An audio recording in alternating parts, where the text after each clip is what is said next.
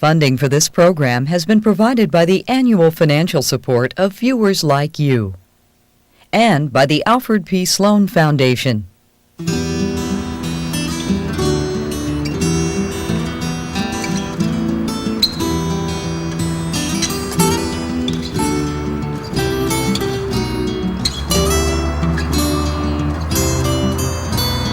Are you going to Scarborough Fair? Parsley, sage, rosemary, and thyme. The information superhighway of the 70s, the first ever computer network, was a tool built mainly by graduates of MIT for universities. But linking mainframes on campuses had no commercial application. It took the invention of the personal computer to transform it and spread networking from campus to offices and beyond.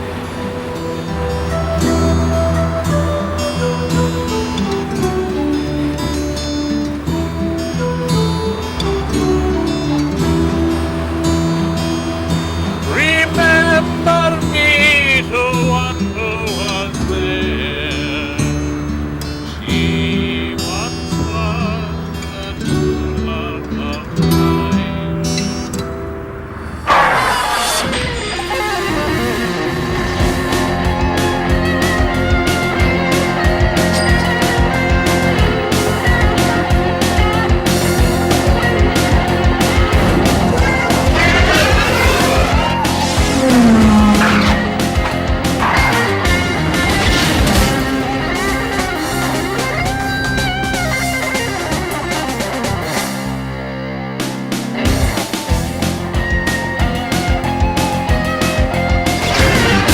With personal computers proliferating on company desktops, it was a logical next step to connect them all into a network. Logical, maybe, but first someone had to figure out how to do it. And the guy who did was Bob Metcalfe. Apparently their sleep is deep. It's not working today. They're old and rare, and they're Gloucestershire Old Spot pigs. They're the sort of pig's pig, the classic pig. They're not commercially viable. Here you go, Bob. Fortunately, I'm not at all pig-averse. Well, reassure him. Yeah, you're very sweet.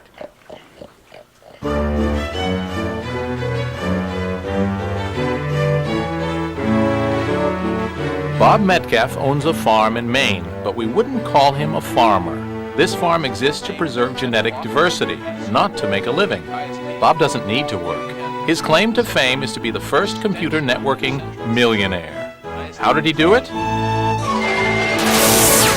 It helps to have good parents, and then it helps to work really hard for a long period of time and go to school forever. And then it works to drop quite by accident into the middle of Silicon Valley, where you're swept up into an inexorable process of entrepreneurship and wealth generation, and you pop out the other side with a farm in Maine. I hate to oversimplify. Bob Metcalfe started his computer science career as a summer alternative to working at the Beach Club. I took computer programming courses because my fraternity brothers told me that if I took 6251, which was systems programming, that I could get a job in the summer for appreciably more than I was then getting during the summers as a cabana boy. They have a waiting list because these are really scrumptious lamb chops. He helped build the original ARPA network as a graduate student. And I was at Harvard, miserable and unhappy, looking for research. And I ran across ARPA opportunities to work on the ARPANET. He landed a research job in Silicon Valley, but Bob went from Boston to California via Hawaii. Bob had just finished his PhD. He had taken a job at Xerox PARC. And Bob is a consummate salesman. Imagine this, if you had just gone into a new job, before you showed up for work, you get your boss to send you to Hawaii for 3 months. Bob did that. Bob's career in networking really took off when he got hired here. In the history of PCs, this is the place, the whole enchilada. It's Jerusalem, Rome, and Mecca all rolled into one. Think of anything about PCs. One processor per user, graphical user interfaces, laser printers. It was invented right here at Xerox PARC. And that includes a method of linking desktop computers together so that nerds could share work, software, spreadsheets, printers, and my sister's phone number. Push another button, and the information is sent electronically. The folks to at similar Xerox units PARC around in the the world. mid-1970s were living in the future. Long before the IBM PC or the Macintosh, at Xerox they invented a personal computer called the Alto, and there was one on every researcher's desk. We knew as a fact what the world was going to look like 10 years because we had already built it and we saw that it worked. So we knew what to do. First you do this, then you do this, because we did it already. Using technical ideas from both ARPANET and AlohaNet, Bob Metcalfe invented a way of linking PARC's Altos together. People don't get how revolutionary that was, but it was our research goal to put a computer on every desk, let alone every building. So we needed a network that would connect hundreds of computers at hundreds of kilobits per second at hundreds of meters of separation. That was our spec. And out popped a network for doing that at 3 megabits per second among up to 256 computers separated by up to a mile along one big piece of coaxial cable, which we called the ether. Larry Tesler remembers Bob's breakthrough, a technical triumph of bigger bits and smarter packets. It came up a little bit at a time. First they were able to just send a few signals back and forth, and then a few bytes back and forth, then entire packets, and then they were able to do entire streams of packets. And after a while it really worked, and they created a lot of Ethernet boards, and everybody in PARC who had an Alto got a board, and we could start using the Ethernet. It was a pretty exciting time. We built computers to sit on everyone's desk and then watched what happened. And so we worked in an economics-free zone, which is a way that research is often conducted, and produced this network of PCs, an internet of PCs. We built our own internet. Call it a paper explosion, or data overload, or asset mismanagement. What's needed is not a new system, but a new concept. This is the Ethernet cable, a passive carrier capable of accepting transmissions from various kinds of office machines and terminals. With the invention of Ethernet, PC networking became a practical possibility. For the PC pioneers, this was the realization of a dream.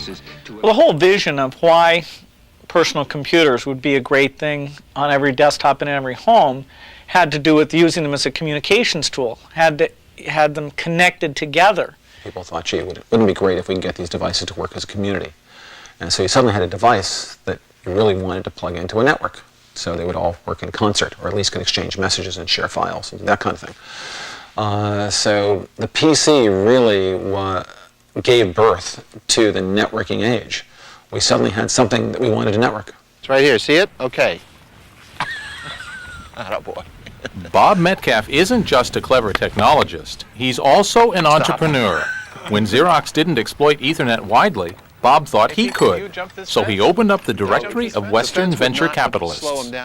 Starting in November '78, I started going through that directory, having breakfast, lunch, and dinner with everybody I could find in that directory. Not to raise money, I just asked them how to start a company. In June of '79, I sat down to name my company and ended up calling it Computer Communication Compatibility, 3Com. With a cute corporate name and a check from his backers, Bob's new company set about building Ethernet cards, just as the PC boom began. Great timing and very profitable. Amazing. Congratulations, you're now a member of the Maze Club. Thank you. One card for $1,000. They now go in quantity for $19 each, but $1,000 could put your PC on the Ethernet. Of course, we had to build a network operating system to make it useful, which we did. And we shipped all that in September of '82. And people started buying it. And by 1983, we were growing 50 to 80% per quarter sequentially. And by March of '84, we were public with about $12 million in revenue. And by the time I left in 1990, we were $400 million a year with 2,000 people. And now In 1997, 3Com is a $5 billion company with 12,000 people. Incredible. This Xerox sales pitch exaggerated Ethernet's range. It was 1,000 feet. But Ethernet still vastly transformed the usefulness of PCs. The challenge now was to design a commercial computer specifically to exploit the advantages of a network. It wasn't long in coming. Is it a PC? Is it a mini computer? No, it's a workstation. What's the difference? Well, unlike those first two, this machine can't do any work by itself. It has to be part of a network. This is the original Sun workstation from 1982, quite a landmark in the history of the Internet. The young people who designed it coined the term, the network is the computer. So with this workstation, I can access information on other computers on the network. I can store my information on other computers on the network, and I can harness the power of every computer on the network. Those folks at Sun, they're very bright.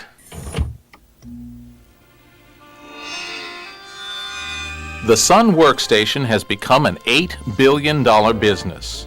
When the PC was little more than a high-powered typewriter, workstations had the processing power to meet the needs of Wall Street, NASA, and even Hollywood. Guess where it started? This is Margaret Jacks Hall at Stanford University, one of the most historic buildings of the digital age. 3 companies got their start here. Cisco Systems in the basement, Silicon Graphics on the 2nd floor, and Sun Microsystems on the 4th. Collectively, they must have a market value of, $100 billion. And Stanford University never made a penny from any of them.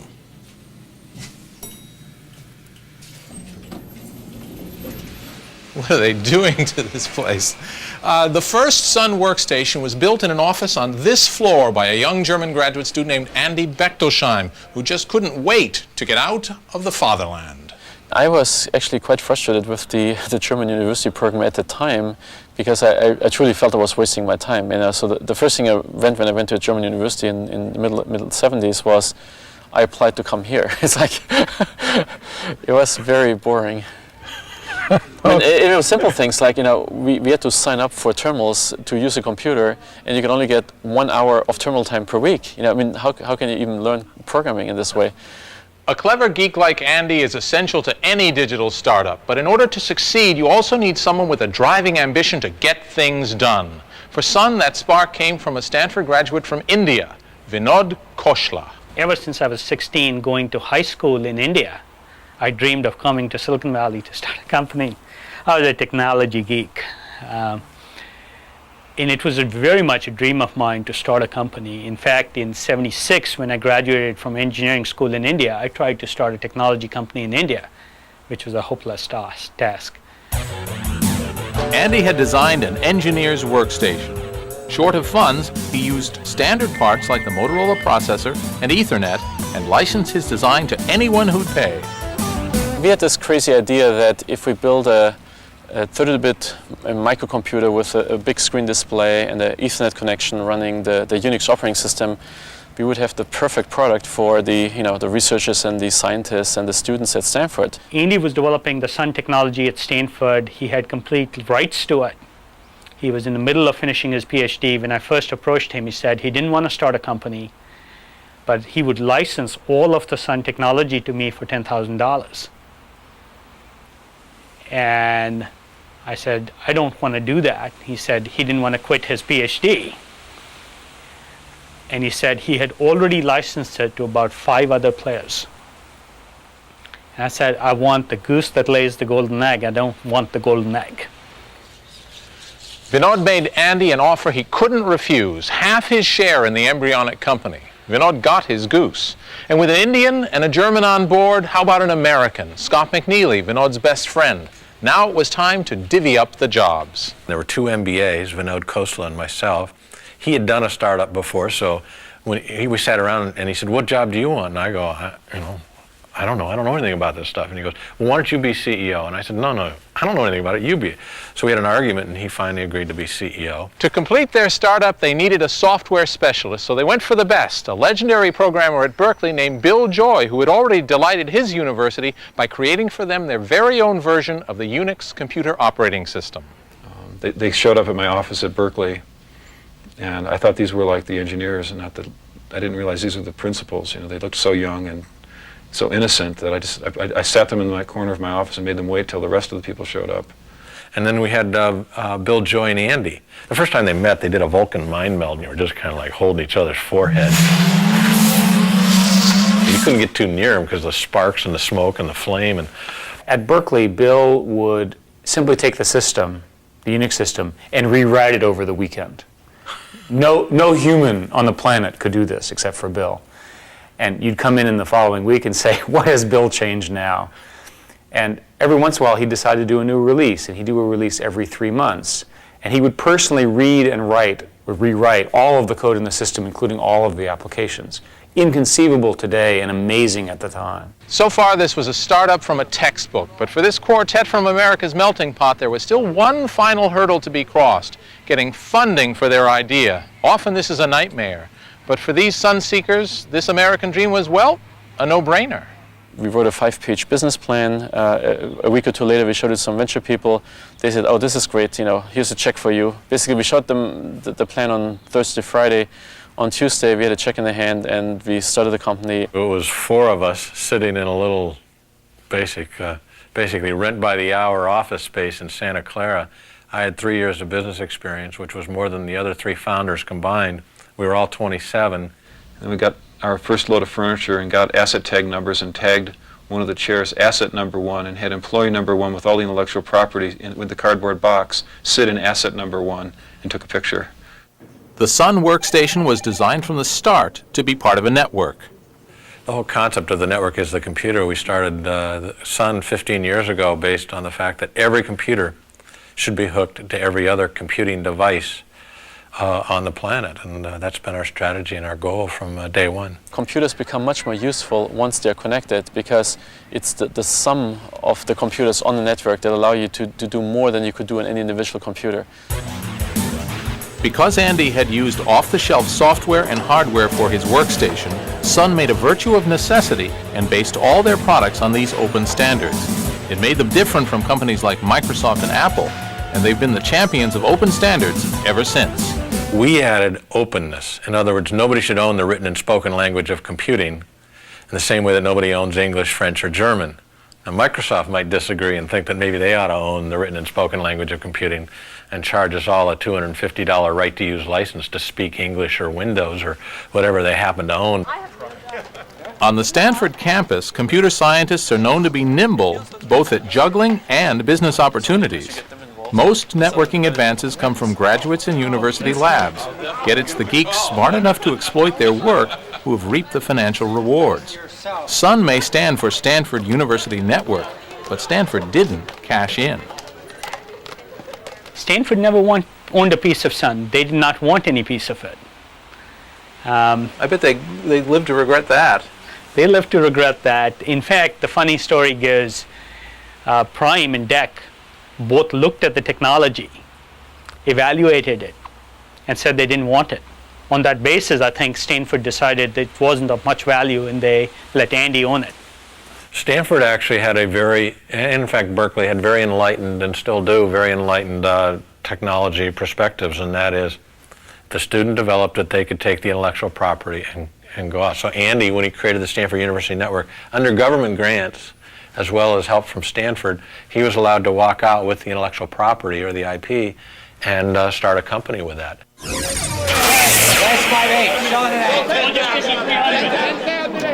Sun's timing was perfect. They caught the wave of networked computers and offered a low-cost solution for another need.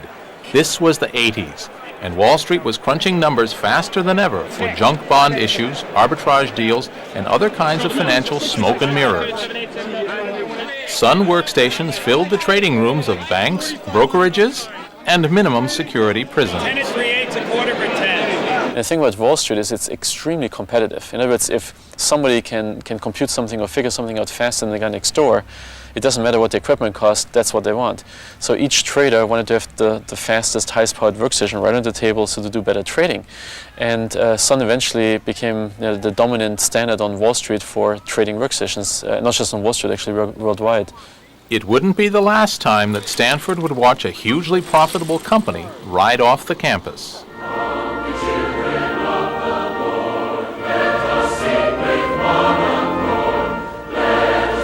Utah, journey's end for the early Mormon wagon trains and home to their church.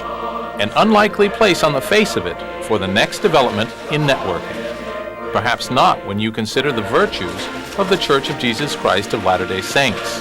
Hard work, commitment, the will to overcome great odds to reach the promised land. And of course, great singing voices.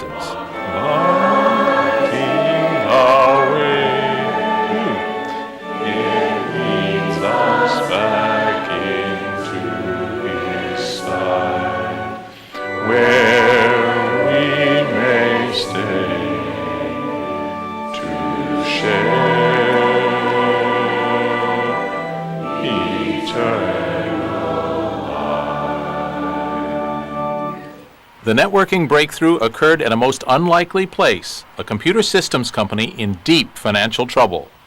Here's just the faintest reminder that this was the first home of Novell Data Systems, now Novell. It was a startup that failed. Lots of startups fail. Some fail and die. Others fail and are refocused and reborn. That's what happened with Novell. The company was really in trouble. They were shopping around for new venture capitalists. They'd run out of money. And actually at the 11th hour, the week before Ray Norda came on, we actually had a little auction at the company, and we were selling desks and chairs and equipment so we could make the payroll the next week. Oh, wow. And Ray Norda literally came at the 11th hour and rescued us. It wasn't the U.S. cavalry, but the next best thing. Ray Norda was a veteran turnaround wizard, venture capitalist, and Mormon. Some say he was sorry for the people at Novell. He was called in to save the company.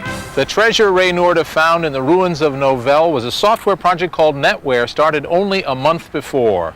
NetWare allowed users to store their data files on big PCs called servers, to share their data with other users, and to use any printer on the network. PCs just couldn't do this stuff before. And the guy who thought it all up, Drew Major, wasn't even a Novell employee. But that Ray, he knew a winner when he saw one. Mountain biking in the Wasatch Range, I quickly discovered that my brain functions better at sea level. But despite the thin air, Novell prospered. Ray came in, investors brought him in and said, can you fix this? Can you turn some money? And he said, the future is software. It's software that connects these computers together, and got us out of hardware. And later got us completely out of hardware, which was, at one time, hardware was 60% of Novell's business. So to get out of that was a big move, but it paid off in spades. We caught this vision. We knew that the industry was going to need file servers, and they're going to need to share data. And though the company was falling apart, we just kept cranking on it because we knew that, for example, if the company would have went bankrupt, we were contractors. They didn't even have us under a contract. We would have had at least some rights to what we had developed. And so that kept us going.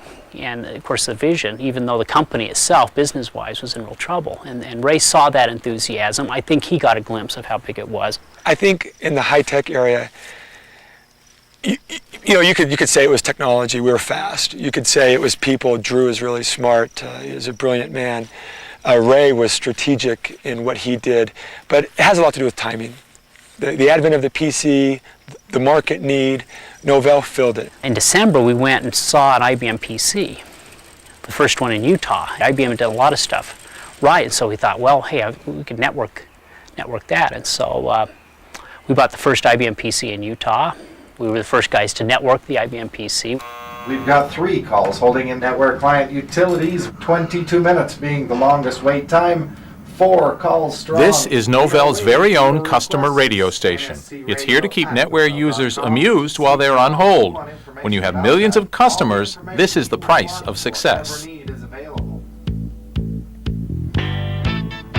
we go into the next set. Norda's business savvy and Major's software skills created a global market and turned Novell around.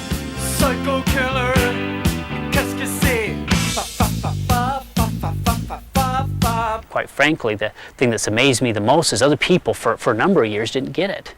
They were focusing on other things, the sexy things. This was kind of plumbing, who wants to write a file server, file systems? That's old stuff. That's not, but it was very strategic and very fundamentally valuable for us. They had figured out the most cost-effective way to link a bunch of personal computers together. They had taken a very small part of the problem. They decided we're going to let you, share files off disks. We're going to let you attach all these computers together on the network, and we're going to let you share files, and we're going to let you share printers, and maybe send email back and forth, and that's pretty much it. And virtually everyone wanted to do that with their PC network. And they came to utterly dominate the PC network world. And that red box at their height was as common as any logo I can think of. It was certainly the equal of Microsoft in those days. If you needed a PC network, and the IBM PC and the Intel-based PCs were just growing by leaps and bounds, and we connected them together better than anybody. So ours was the LAN operating system of choice. So everyone here has a trout stream in their backyard? Not everybody, but... The rewards for success in Utah are not so different from Silicon Valley. Well, maybe you wouldn't have a trout stream at the bottom of your Palo Alto garden. Certainly, the guys at Novell have done nicely. David Bradford is their general counsel.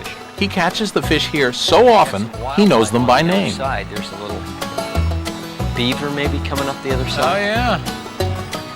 So I'm going to time you. How long will it take to catch a fish? It could be 2 casts, but I would guarantee a fish within 50 casts. Well, that's a good cast there. Oh, boy, look at that. Okay, we got. Did you see that? We lost him, but he was a nice one. In the 80s, no one could catch Novell. I know what you're wondering. Here we are, halfway through the story. We've had everything from prize pigs to Mormons, and still no sign of Microsoft. How can that be? What's Bill Gates doing? Well, time for a flashback. Cue dissolve and archive footage. The 80s were good to Microsoft. Thanks to their partnership with IBM, the money rolled in and the company got bigger and bigger. But it was a love-hate relationship. They loved the royalties from selling all that software for IBM PCs and clones. But Bill Gates hated having to fit Microsoft's plans into IBM's business strategy. One thing that's hard to remember now is that all of us were in fear of IBM, because IBM wasn't just thought of as a hardware company, they were thought of as the everything company. Supplying most of the operating systems in the world's personal computers might be enough for some people, but Bill's always hungry for the next opportunity. In the computer market, when the first person comes along and does something very well, if they get over a certain threshold, then it really develops momentum, because the distribution channel doesn't want to learn a lot of products. They don't want to trust a lot of products. And once you get a customer base, they start talking to you about, why don't you fix this? Why don't you improve that? And we've seen many, many products like that in the history of personal computing. Some Microsoft products, some non-Microsoft products. NetWare is a great example of that. Whenever someone builds a big business, some people say that this is a bad thing, some people say it's a good thing, but it's clearly a thing. Bill looks at how does that business relate to the businesses we're in, and if that's a good business on a standalone basis, let's get into it. And certainly if it's a good business that's adjacent to or related to our businesses, we better get into it. In the 80s, there was a very good adjacent business that Microsoft didn't dominate: networking. Novell. It was stomping all over the competition. Novell grew up with a gun to its head. Remember when Novell started, there was 2 companies. I'll remind you, they were Microsoft and IBM. Novell was an accident in their minds, a should not have been. And I guess we challenged that, and we're an underdog. We had nothing to lose and everything to gain. One thing about Microsoft is, we're very competitive, and if we don't start seeing results, I mean, Bill makes life tough on everyone. And I kind of felt bad for the networking guys, because, we continued to struggle. And around 83 and 84, and certainly by 85, NetWare was reaching critical mass. So Microsoft felt really like there was a huge missed opportunity. In fact, I remember some memos Bill wrote in circa 85, 86, where he said, one of the biggest disasters for the company is that we have no assets in networking, or very weak assets in networking. Live from Salt Lake City, it's BrainShare Tuesday morning with Bob and Tina. And now here's Bob, and here's Tina.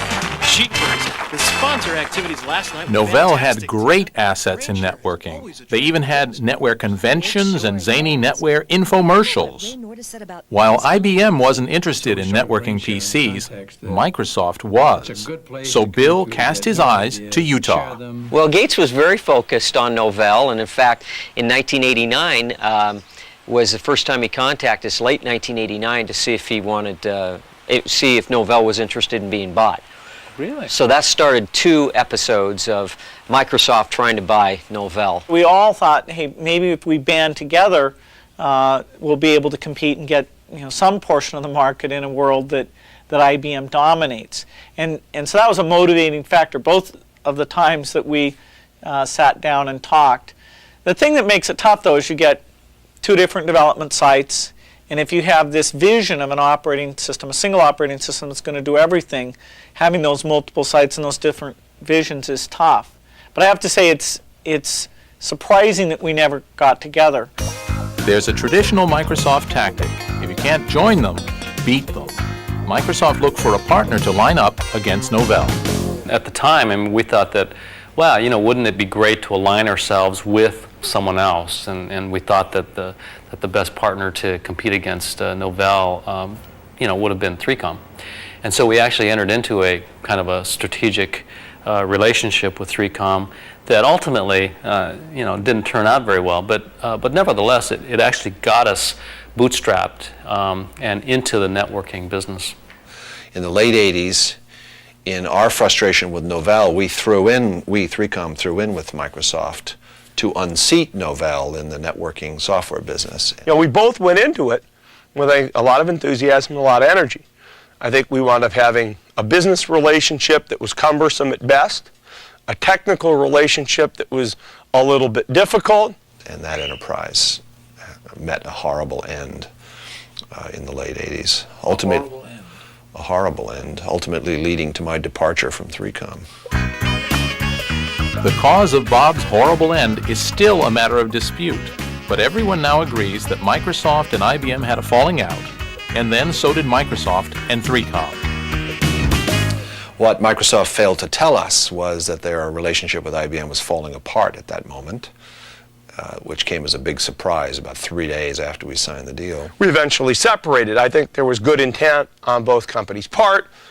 I frankly, to this day, think we managed the thing very professionally. I know Metcalf has some bitterness about it, but we were both properly looking after our business interests and properly both companies trying to be good partners. And then in 1989, Microsoft announced OS/2 LAN Manager.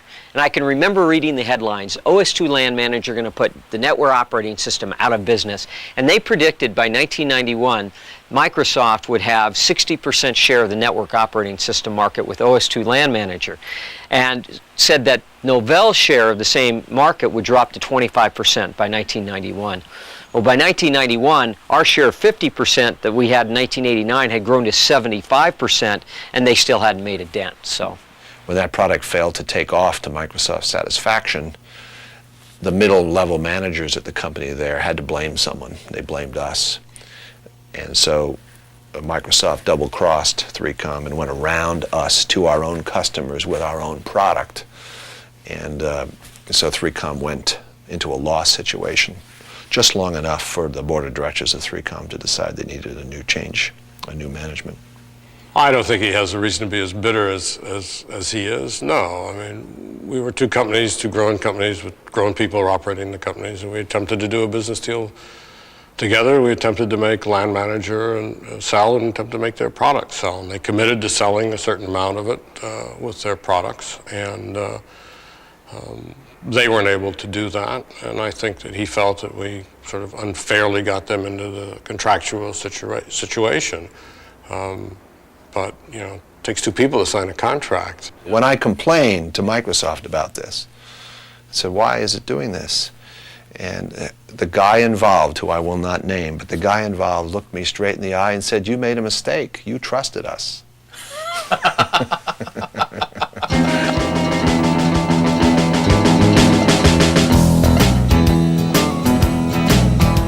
Far from the high-stakes rivalries of networking market share, the grassroots of the internet were steadily growing and in unconventional directions.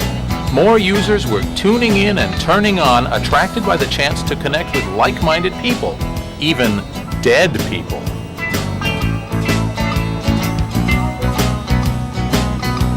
No one should underestimate the influence on the development of the internet of the Grateful Dead.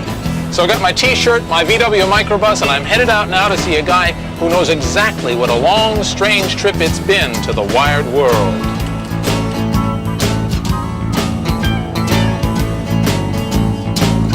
You are listening to Dead to the World on KPFA or KPFB in Berkeley or KFCF in Fresno. My name is David Gans. There are a million ways to appreciate the Grateful Dead, and we found a lot of ways to talk about them. One place they talked was in cyberspace. Deadheads could now meet in an online virtual community called The Well, or Whole Earth Electronic Link. Even a virtual community needs a real computer. The Well's server was based in Sausalito, California, home of Stuart Brand. You began to get some entities like the Deadheads, the people that were basically following the Grateful Dead, who are not a regional phenomenon at all. And where they became regional was on the Well. That was their neighborhood. On March 1st, 1986, the Grateful Dead Conference opened its doors, and various people from the net came over and got accounts, and even more interestingly, various people went out and bought computers so they could get online and start talking with us. We're credited with generating sufficient cash flow to keep the Well going through its early startup days. It was great to see it. It was really, really fun because we were people who had a lot to talk about. Well, I know what its impact was on the Well, which was it probably saved our butt. How? Well, it just gave us a commercial scale of absolutely dedicated customers all in a couple of months. One fell swoop. Suddenly here's a bunch of people that want to talk to each other all the time. Then tape trading. I would imagine that tape trading is responsible for 18% of the entire packet traffic on the internet right now. I made that up, Bob. But it's huge. There's a book called The Great Good Place that came along about halfway along in the starting of the Well, which is about great pubs and barber shops and beauty shops and coffee shops where people go and they just hang out, and it's not work and it's not their house, it's this other third place that they go to just hang. The Well became a great good place.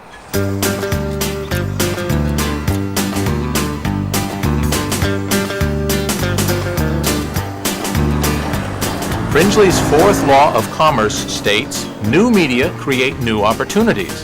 But what kind of profit could anyone turn on the strictly non-commercial internet? John McAfee was the first person to answer that question. He gave away his antivirus software and made a fortune. Nice life. The unique thing about software, which I had thought about, ever since the mid-'70s, is that software production is unlike any other production that preceded it.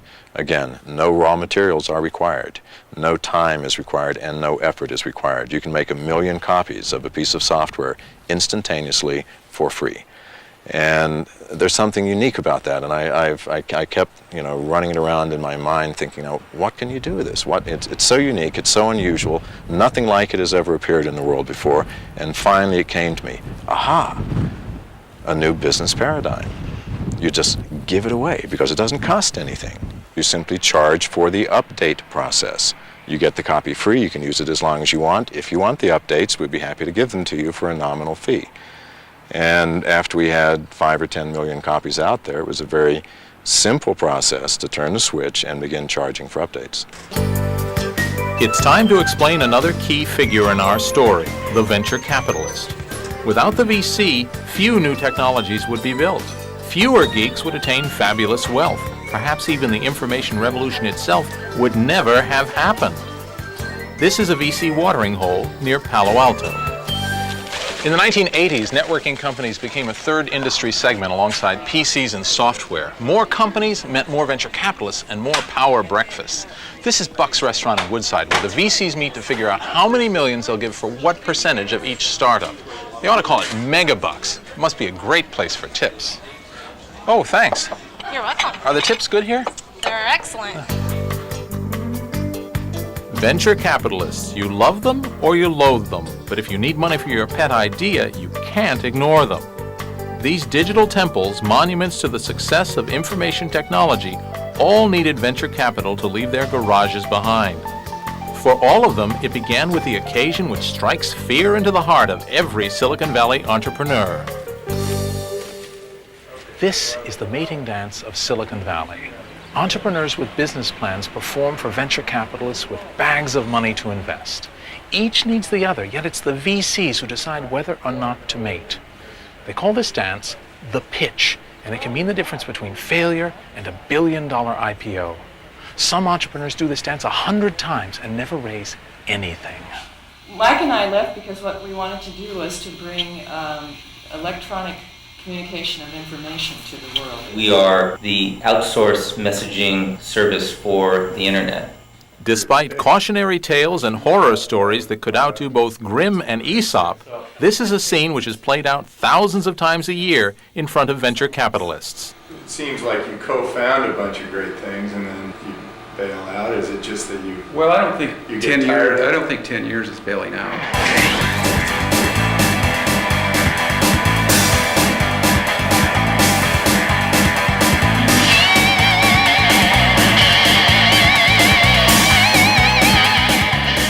It's horribly repetitive for everyone. 9 out of 10 pitches fail. But just occasionally, a venture deal presents itself which looks like a sure thing. For example, McAfee Associates in 1990. We had $15 million in the bank and 5 employees and a burn rate of $300,000 a year. So we didn't need money. We needed advice. And so we took on the 2 venture partners, and it certainly was the best deal they'd ever done. And for me, I didn't get hurt either. They turned it into a real company. It just strikes me as a kind of layperson here that $15 million in the bank is a real business. Well, it isn't. It depends on it depends on how you want to measure yourself. Yeah. They invested $10 million, and I believe from my last conversations with TA and Summit that it was the largest deal in terms of net results that they have ever done. Each of them netted over $100 million on this. So they each put in $5 million, and each got $100 million out. You know, as much of a bad reputation as VCs have, they are in fact sharks. There's no question. But once they're on your side, they're your sharks. They're your sharks. And it's like, wow, you know. So if you struggle with them, and if you can come out, bleeding as little as possible and survive, then you're in Fat City. John McAfee pulled off the final coup in startup business, the exit strategy of selling his company for a couple of $100 million. Now there has to be a way for a geek like me to get access to venture capital. Back in Silicon Valley, there's naturally a very Californian way of conducting business. Here, instead of 3 martini luncheons, these VCs play ultimate frisbee. That's co-ed American football with a frisbee instead of a ball. But forget about the rules. I've come up with a great, cringely get-rich-quick scheme. I gotta get some money. I'm gonna network with these guys. You take Tracy, and I'll take the I don't know guy who Tracy is. She's the only girl over. Oh! Never underestimate. I know, so stay on her. She's good. She's back.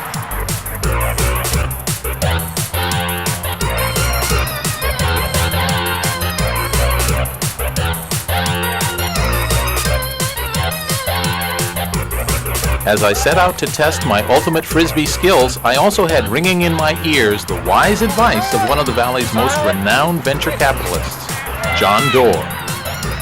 Caesar said all of Gaul is divided into 3 parts. Well, all of risk is divided into 4 parts. There are really 4 risks you've got to look for in every project. The first is people risk. That is, how the team is going to work together. Because invariably, one of the founders doesn't work out. and falls out, which is why you want their options or equity to vest. The second risk is market risk, and that's incredibly expensive risk to remove. That's about whether or not the dogs are going to eat the dog food. Is there a market for this product? And by the time you get the product to market, you may have expenses of $1 million a month. You don't want to be wrong about market risk. I'm getting old. I'm getting real old. The third risk that we're quite willing to take on is technical risk. That's about whether or not we can make a pen computer that works, or be the first to commercialize a web browser, or to split the atom, if you will. That technical risk is one we're comfortable trying to eliminate and take on. The fourth and final risk is financial risk. If you have all of the preceding three right, can you then get to the capital that you need to go grow the business? And typically you can. There's plenty of capital to finance rapidly growing new technologies that are addressing large markets. Sorry, Bob, your idea sucks. We're not funding it. There's this myth that Silicon Valley companies are always started in garages, but there are other options. The biggest company in the networking business, for example, was started in a living room in this house where Len Bozak and Sandy Lerner used to live. They were Stanford academics, but they were in different departments on different computer networks and unable to send email messages like, "Did you feed the cat?" So they invented a way of networking networks with things called routers. The company they started in 1983, Cisco Systems, today does $10 billion a year in business.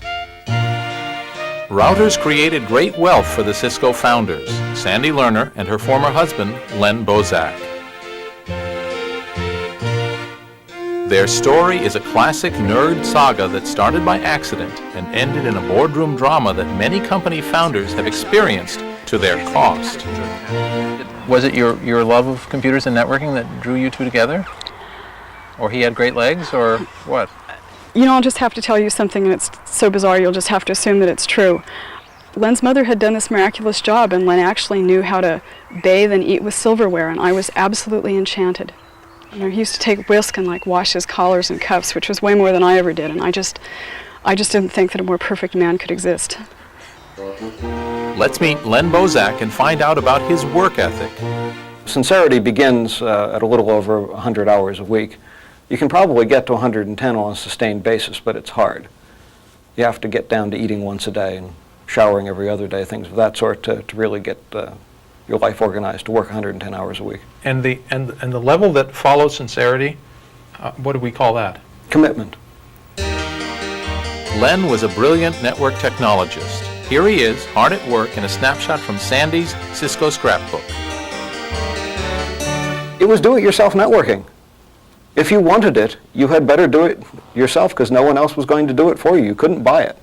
We basically pulled wire through manholes. We pulled wire through disused sewer pipe. We built a lot of things by ourselves. I mean, it was very, very much, at that point, a guerrilla action. We had no money, and we certainly didn't have any official sanction. In the end, I guess the university was kind of allowed not to like it, but they did get a network out of it. The Stanford campus was 16 square miles. In 1984, its 5,000 computers were grouped in their own networks in separate buildings. Like islands, they needed causeways or bridges to connect them into a campus-wide network. We first built some bridges, and then we built some crude routers, and then we built better routers, and that solved for Stanford the same sort of problem that it solved 10 years earlier for ARPA, how to use a computer anywhere you wanted. On the digital highway, packets are blasting this way and that, going from network to network on the way to their ultimate destinations. At every point where one network is linked to another, there's a box called a router. Think of a router as a traffic cop. Like the cop, a router does three things. It stops traffic, it starts traffic, and it gives directions. So routers keep local packets from leaving their own network and clogging the internet. Internet packets they let go through, and even give them directions to the next router. What routers don't do is eat donuts or give tickets.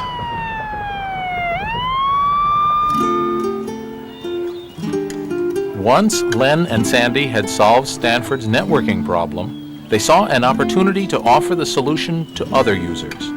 But Stanford didn't want to do it. And so we kind of really tried to get them to license the technology to these other universities, and they just were not going to do it. And so with tears in our eyes, we took our $5 up to the Secretary of State's office in San Francisco and made Cisco Systems and took it anyway. So how did you go about it? Well, in the same tradition that anyone else in the Gulch does, you go out and buy a bunch of parts and try and make the stuff and then go sell it and solve the problems that come up. Len and Sandy's dedication wasn't in question. This archival gem from 1989 may be a little low on production values, but it shows just how single-minded these two were. In part, the result of some fairly unsophisticated. Shut it off.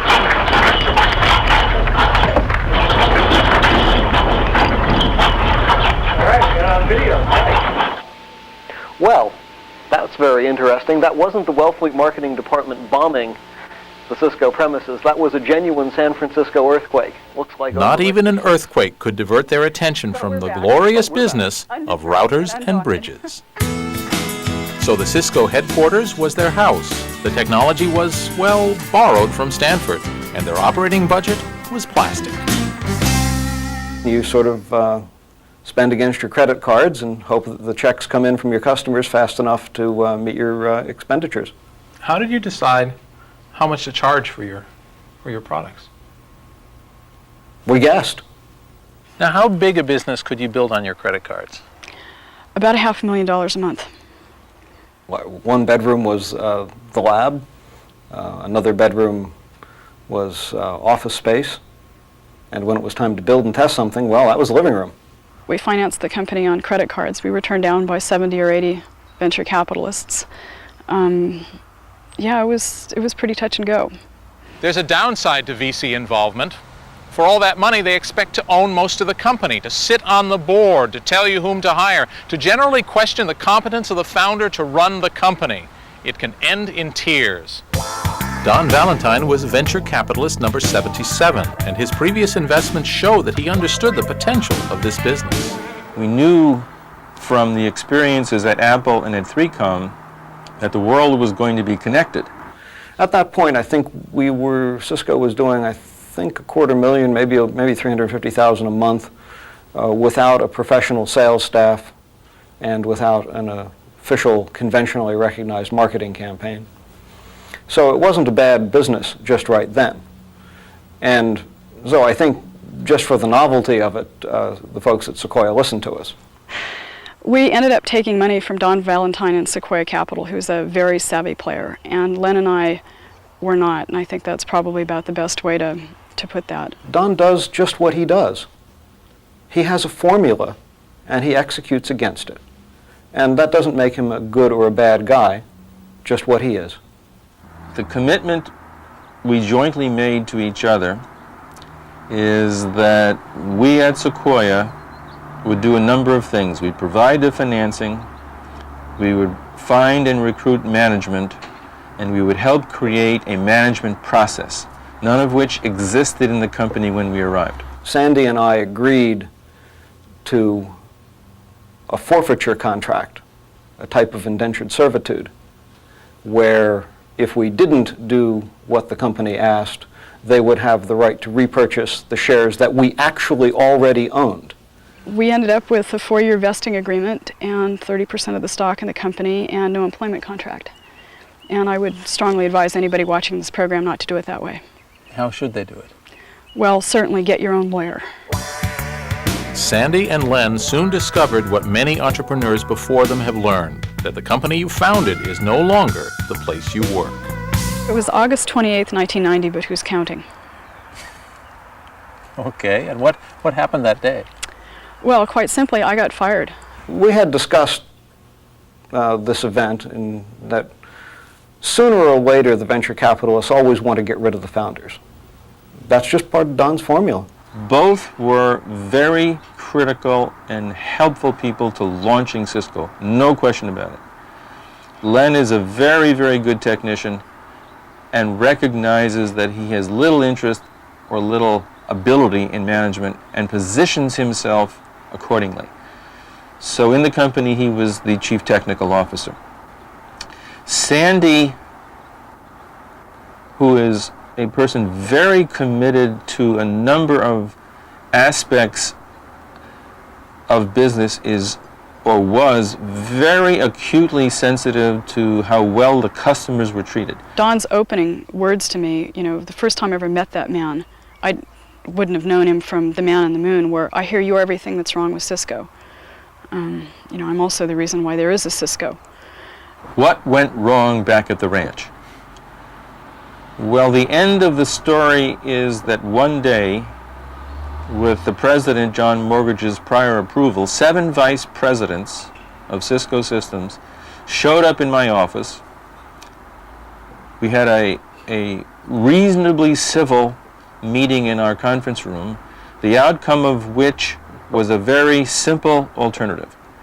Either I relented and allowed the president to fire Sandy Lerner, or they, all 7, would quit. It was probably time for Len and I to go. You know, and that Len and I do not have company personalities, and I think we were finding it difficult to work in a larger organization. I think the way that it happened was wrong. The most regrettable thing, I would think, from their point of view, is they lost perspective and urgently sold their shares in Cisco at a time when the valuation of the company was a mere $1 billion or so.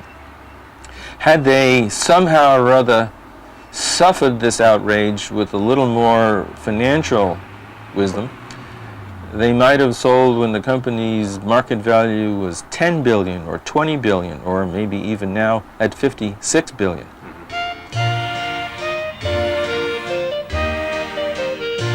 The pain of not having $18 billion must be slightly lessened by the pleasure of having $100 million to your name. What to do with all that money?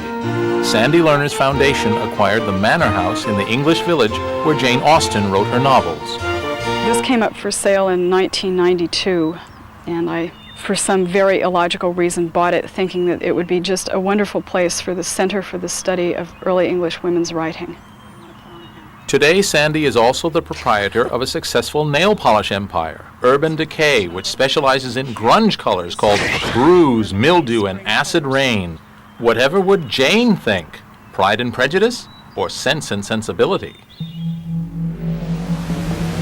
Len Bozak now runs a Seattle technology company. His charitable donations fund the search for extraterrestrial intelligence. Len is not kidding. He's serious about the universe. Very, very serious.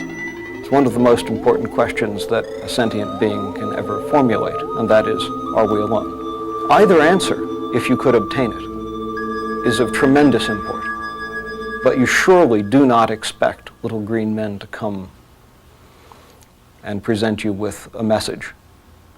On the other hand, if you don't listen, if you don't, in any organized way, ask the question of the universe, what if it has an answer waiting for you?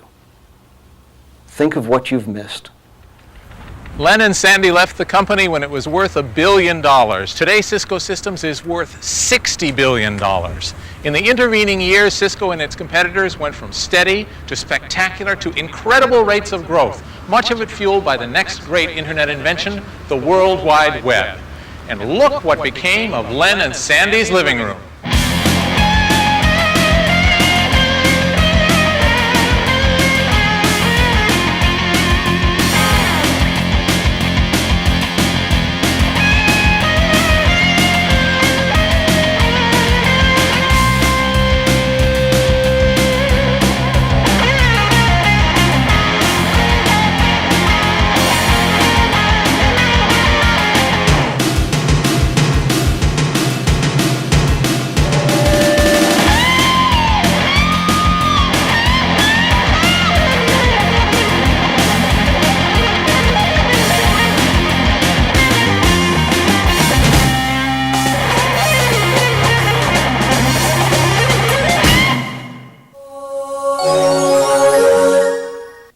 Funding for this program has been provided by the annual financial support of viewers like you and by the Alfred P. Sloan Foundation.